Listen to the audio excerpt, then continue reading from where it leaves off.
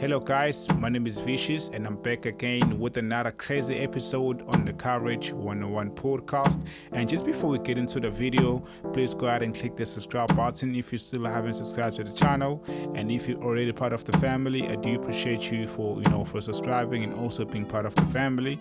And let's just get into the video. So today we're going to be talking about Musa Khawula. So Musa Khawula is been trending like crazy on Twitter and all over social media, and this is all because he confessed that he actually stabbed his ex-boyfriend that actually passed away last year in 2022. So a lot of people are claiming that Musa Khawula has been arrested and he's in prison as we speak. However, other sources are saying Musa Khawula is not in prison. So this is all after Musa Khawula confessed that he stabbed his ex-boyfriend until he died, and it was in self-defense, but the boyfriend died anyway. So he got arrested and appeared on court on the 5th of October 2023. However, his case was postponed to the 23rd of January 2024, and the reason why he actually appeared in court is because Musa Khawula was accused of stabbing his ex-boyfriend, which is Wandile Kambule, which is the ex-boyfriend that you're talking about in this case. And this happened in March last year, which is 2022, and they had an altercation at Kambule's house, and then as a result things got out of control and then things went south, and then Musa Khawula stabbed the poor guy until he died. So one of the main reasons why people believe that Musa Khawula is in prison is also because of a tweet that's been surfacing all over social media that actually claim that Musa Khawula is in prison, and it's actually because of that tweet that was tweeted by Rugby Rooks. So the tweet read as follows: Musa Khawula has been sentenced to 15 years for the murder of his ex-boyfriend Wandile Kambule. Musa confessed to fatally stabbing his ex-boyfriend Wandile. Currently, Musa's Instagram account is being managed by Morolong, and that is a tweet by Rugby Rooks. So this tweet pretty much spread those rumors that Musa Khawula is in prison, because it was going crazy and people were actually believing the whole thing that was said on Twitter, because Twitter is Twitter. You cannot believe everything that is said on Twitter. So a lot of people are actually believing everything that was said on Twitter. And also this tweet, it was one of the tweets that actually made this whole story famous.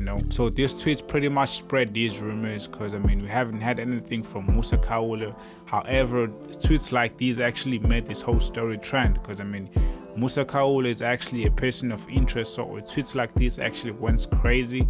And then also people started making rumors, because at this point you're not really sure what's going on. And it's been said that Musa Khawula last uploaded a video on his YouTube channel a month ago, and it's very unusual for him to not upload for this long, and just like crazy. And his absence on YouTube channel actually had his followers and subscribers believing the rumors that he's in prison serving a 15-year sentence. And it actually makes a lot of sense if we do think about it, because he haven't been uploading on his YouTube channel, and also on Instagram he hasn't been seen. And it's just like crazy, because it's very unusual, because I actually know that Musa Khawula always uploads on YouTube, so that's just like something very unusual. And bloggers and newspapers have tried to contact Ina Morolong for a comment on this matter, since it's believed that she's the one that's running Musa Khawula's Instagram account, because if she's close to Musa Khawula, she probably knows what's going on or where Musa Khawula is, but she haven't commented anything yet. And Musa Khawula's phone rings and rings and rings, are not responding to the text messages that were sent to him by the bloggers and newspapers. And these signs actually makes people believe that the only reason he's not taking the calls, replying to messages, and not posting on his YouTube channel on IG is because he's in prison. And when he actually appeared in court for the first time, he was struggling to walk and couldn't stand properly, and he actually told Daily Sun that he got injured exiting a car as he stepped on his foot on a drain that was open, and then it actually hurt his ankle, which is very sad, because a lot of people can actually start to make crazy rumors, that he couldn't walk properly because of something, because people be going crazy on Twitter, So at least the only reason why he couldn't walk properly or stand properly in court is because he had his ankle while trying to step out of his vehicle. So we just have to wait and see how the story unfolds and see if it's going to be, talking to the people, because people are busy making speculations because they don't know what's going on. They just speculate. So we just have to wait and see what's going on, and then that's going to be it. And moving on to the next story that you're going to be talking about today, we're going to be talking about South Africa's very own Springboks. So the person of interest in this story that you're going to be talking about right now, it's going to be Bongi Mbonambi. So Bongi Mbonambi is actually, this person who has like the whole world going crazy, or like the whole rugby community going crazy. So Bongi Mbonambi has been making a lot of headlines recently, and it's been going crazy, especially since it's the Rugby World Cup. So a lot of people has been trying to find out what's going on, and also because a lot of people are actually making rumors, and also trying to twist this whole thing the other way around, because that's what people do, or that's what fans do. And they were also making death threats to their families, and it's been crazy. This whole thing has been crazy. So this is after an investigation was conducted by the Rugby World Cup, and the whole reason behind these controversies is because of an England rugby player that actually claimed that Bongi Mbonambi called him a white cunt. So an alleged racial slur that Bongi Mbonambi was accused of by England's Tom Curry during a Rugby World Cup semi-final caused a lot of hate all around the world, and it was even crazy here in South Africa, and especially in England. So these two parties are actually both the countries that are involved in this controversy, and it's even resulted to an investigation that actually caused like the Rugby World Cup people to actually conduct an investigation, an internal investigation, involving all the people that were involved, which is the SA Rugby team and also the England team.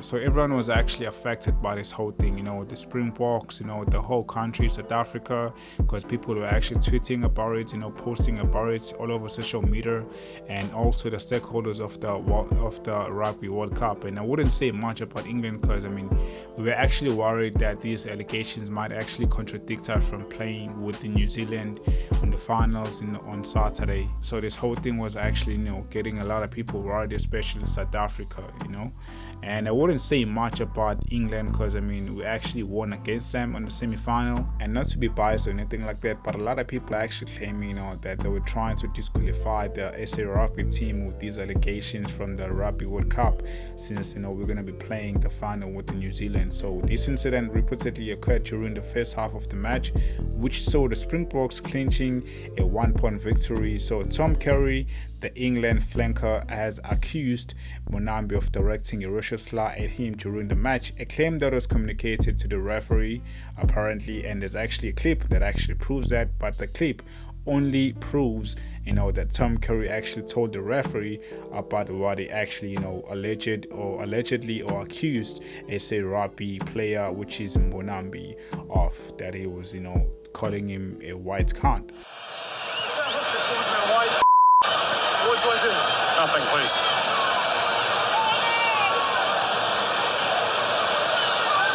I'll be on it. So the specifics of this follow-up remain unclear, as there's no other evidence that actually indicates that Mbonambi actually called him a white cunt. So the Rugby World Cup decided to thoroughly investigate this matter, and the match footage, audio and evidence from both teams were actually conducted and investigated, along with the further allegation that actually brought forward in recent days about a previous match that actually occurred last year in 2022, in the Autumn Nations series, where the flanker of England, which is Tom Curry, the same Tom Curry, and Bongi Mbonambi, that were having an altercation on the field. Imagine. So this is basically happening for a second time this year in 2023. So last year, these two players actually had a similar altercation on the field. So after a thorough investigation was conducted, the Rugby World Cup determined that there is insufficient evidence at this time to proceed with these charges, and this case is deemed to be closed unless additional evidence actually comes to light. And Tom Curry was actually asked if the issue has been resolved with Mbonambi. However, he actually showed signs that there's still a tension between him and Mbonambi. So Bongi Mbonambi is free to play in the Rugby World Cup final tonight with the New Zealand. That's actually starting at 9 p.m. and we're looking forward to that. And all the best to the SA Rugby team, and I'm sure we're gonna bring it home like we always do, and big ups to that. And that's all for today's episode. I do appreciate you guys for tuning in until the end, and if you still haven't subscribed to the channel, go ahead and click that subscribe button. It means a lot to me. My name is Vicious. This is the Coverage 101 podcast. Peace out.